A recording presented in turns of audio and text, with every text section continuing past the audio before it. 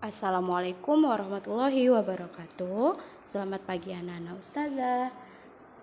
Oke, sekarang kita masuk ke tema 4, subtema 1, pembelajaran 1, yaitu tentang sehat itu penting dan peredaran darahku sehat. Udara dingin di pagi hari, minum teh nikmat dirasa, hendaklah kita menjaga diri, kesehatan sangatlah berharga. Baik anak-anak, di sini ada sebuah cerita. Siti anak yang rajin dan disiplin. Siti selalu berangkat ke sekolah lebih awal. Jarak rumah Siti dan sekolah tidak terlalu jauh. Siti berangkat ke sekolah naik sepeda. Naik sepeda juga merupakan kegiatan olahraga. Siti mengayuh sepedanya dengan santai. Siti hanya membutuhkan waktu 20 menit untuk sampai ke sekolah. Siti sangat peduli dengan kesehatan tubuh. Bersepeda termasuk olahraga yang mendukung kebugaran dan dapat membantu kelancaran peredaran darah.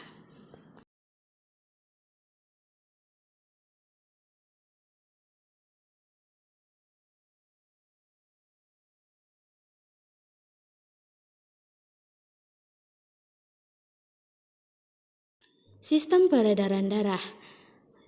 Sistem peredaran darah berperan untuk menyalurkan berbagai zat penting seperti nutrisi dan oksigen dari jantung ke seluruh tubuh. Sistem peredaran darah, ada peredaran darah kecil yaitu peredaran darah yang berasal dari jantung menuju paru-paru dan kembali lagi ke jantung. Sedangkan peredaran darah besar adalah peredaran darah yang berasal dari jantung menuju seluruh tubuh dan kembali lagi ke jantung. Dan coba lihat, ini adalah siklus peredaran darah kecil dari bilik kanan ke arteri pulmonalis, lanjut ke paru-paru, lanjut ke vena pulmonalis, dan terakhir ke serambi kiri. Anak-anak ustazah, coba lihat di CO2 ada di bagian siklusnya, itu adalah bilik kanan.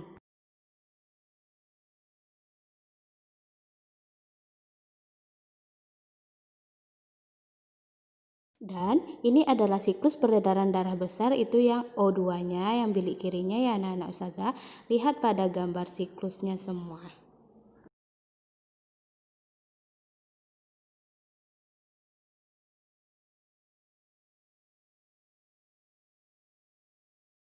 Baik anak-anak, sekarang kita masuk ke organ peredaran darah. Di sini ada jantung. Jantung adalah organ tubuh manusia yang berfungsi memompa darah ke seluruh tubuh. Jantung memompa darah dengan cara berkontraksi dan berelaksasi secara bergantian sehingga jantung berdenyut, mengembang, dan mengempis. Jantung terletak di dalam rongga dada sebelah kiri. Ukuran jantung kira-kira sebesar kepala tangan pemiliknya. Jantung tersusun atas kumpulan otot-otot yang sangat kuat yang disebut dengan miokardium. Jantung terdiri atas 4 ruangan. Katup jantung berfungsi menjaga aliran darah yang berasal dari jantung mengalir dengan benar, baik antar ruangan jantung atau dari jantung keluar ke pembuluh darah. Otot penyusun bilik jantung lebih tebal daripada otot serambi jantung. Hal ini disebabkan tugas bilik jantung lebih berat.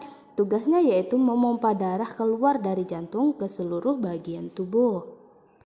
Yang kedua ada pembuluh darah. Merupakan saluran tempat mengalirnya darah dari jantung ke seluruh tubuh dan dari seluruh tubuh kembali ke jantung. Baik, ini adalah pembuluh nadi atau arteri, yaitu pembuluh darah yang membawa darah yang kaya akan oksigen keluar dari jantung ke seluruh tubuh. Di sini juga ada pembuluh balik atau vena, yaitu pembuluh darah yang membawa darah yang kaya akan karbon dioksida dari seluruh tubuh menuju jantung. Jadi, kalau vena ini pembuluh nadi yang paling besar disebut aorta, pembuluh nadi, dan pembuluh balik bercabang-cabang. Ujung cabang pembuluh terkecil disebut pembuluh kapiler. Pembuluh kapiler sangat halus, berdinding tipis dan berpori. Dalam pembuluh kapiler inilah terjadi pertukaran oksigen dan karbon dioksida. Nah, ini adalah perbedaan antara pembuluh nadi dengan pembuluh balik. Di sini pembuluh nadi aliran darah keluar dari jantung. Yang kedua membawa darah bersih atau kayak O2 kecuali arteri pulmonalis. Yang ketiga dinding tebal, kuat dan elastis. Yang keempat terletak di bagian dalam. Dan yang kelima denyut terasa. Yang keenam, jika terluka, darah memancar. Dan yang ketujuh, memiliki satu katup di dekat jantung.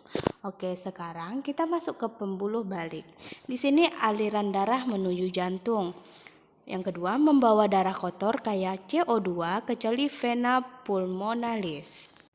Yang ketiga, dinding tipis dan kaku, dan yang keempat terletak di dekat permukaan kulit. Yang kelima denyut tidak terasa, yang keenam jika terluka darah menetes, dan terakhir memiliki banyak katup. Panjang seluruh pembuluh darah manusia jika dihubungkan dari satu ujung ke ujung yang lain dapat mencapai sekitar 160.000 kilometer. Yang selanjutnya yaitu paru-paru. Paru-paru juga memiliki peranan yang penting dalam sistem peredaran darah. Dalam sistem peredaran darah, paru-paru berperan sebagai penyuplai oksigen ke dalam darah. Rambutku lebat, rambutku subur, tidak dapat dipasang jepitan. Tubuhku sehat, ku ucap syukur, darah mengalir tanpa hambatan. Pantun. Pantun adalah bentuk karya sastra yang terikat oleh aturan. Ciri-ciri pantun yang pertama, setiap bait terdiri atas 4 baris atau larik. Yang kedua, setiap baris terdiri atas 8 sampai 12 suku kata. Yang ketiga, baris pertama dan kedua merupakan sampiran. Baris ketiga, keempat merupakan isi pantun. Dan yang keempat bersajak AB. Pembelajaran 2. Kita masuk ke tangga nada.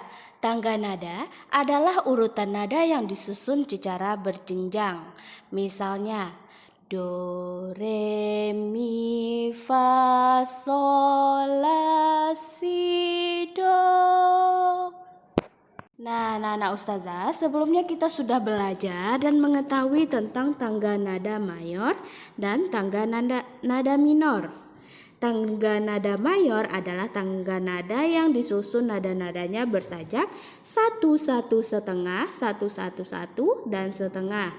Biasanya diawali dan diakhiri nada do atau C dan bersifat riang gembira. Sedangkan tangga nada minor yaitu tangga nada yang disusun nada-nadanya berjarak 1, setengah, 1, 1, setengah, 1, 1. Biasanya diawali dan diakhiri nada la atau a dan bersifat sedih.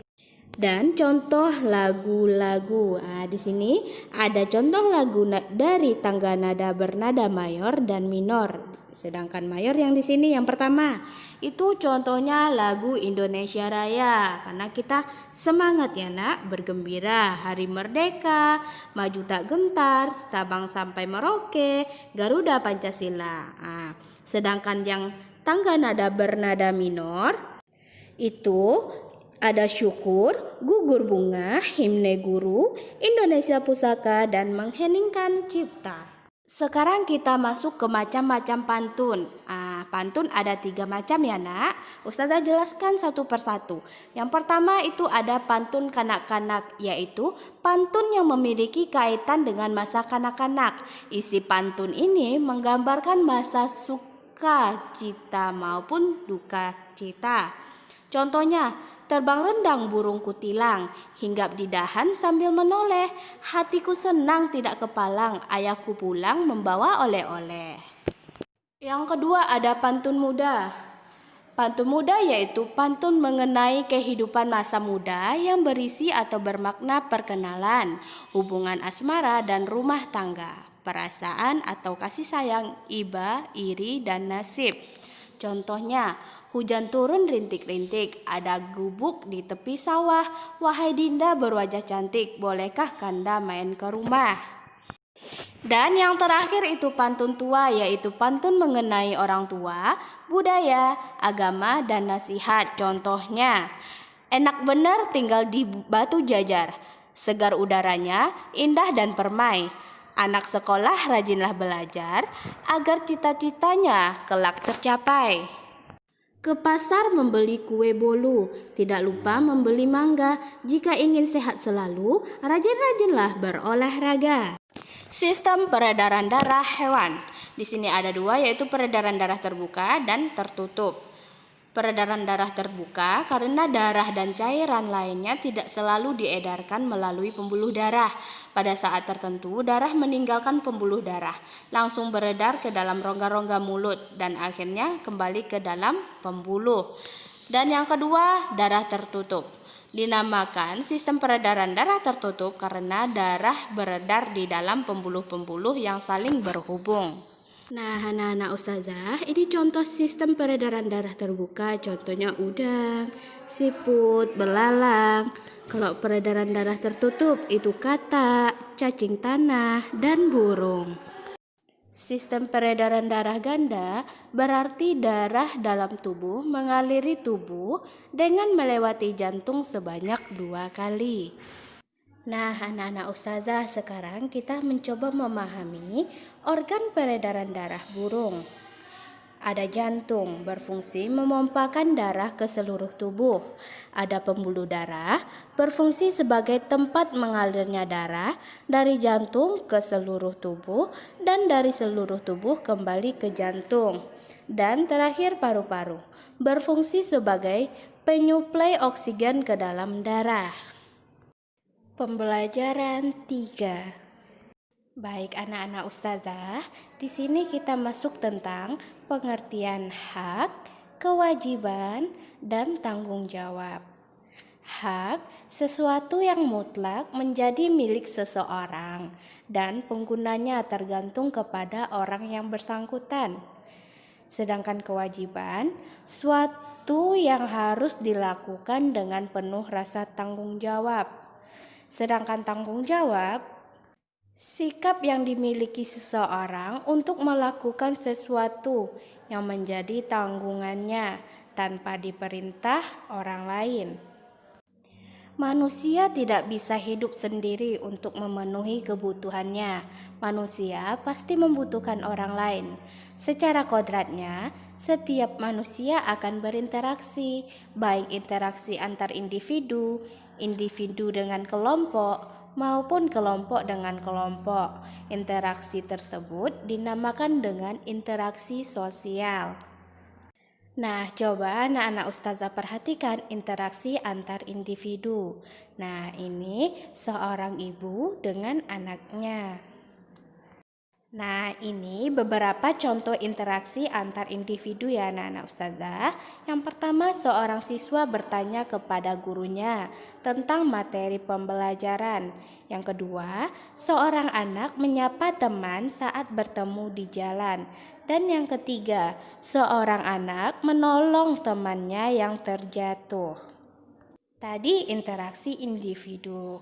Ini individu dengan kelompok. Coba lihat interaksi antara guru berbicara di depan murid-muridnya seperti ustazah, di depan antum berkelompok di belakang mendengarkan ustazah.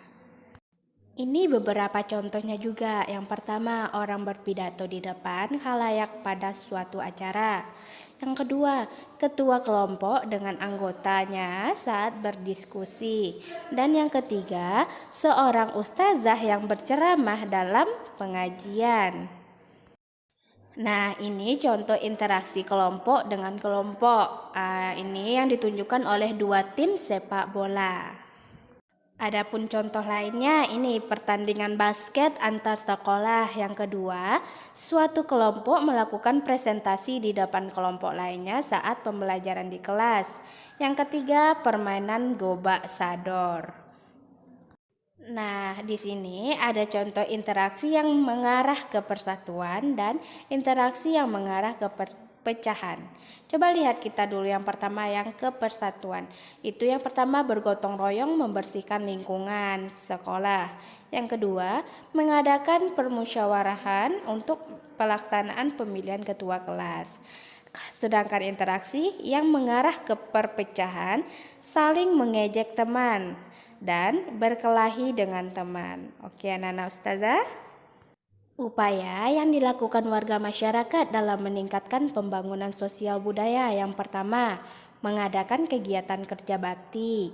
Yang kedua, mengumpulkan dana untuk membantu salah satu warga yang sakit. Yang ketiga, mengadakan musyawarah ketika terjadi sesuatu masalah. Dan yang keempat, mengadakan pemetasan kesenian daerah.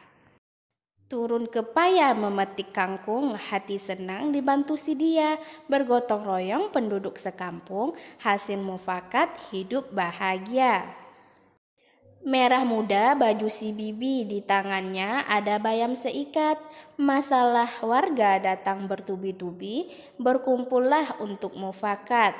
Nah, maknanya adalah setiap manusia hendaknya menyisakan waktu untuk berkumpul bersama warga kampungnya, berkumpul untuk berbicara masalah bersama hingga mencapai mufakat.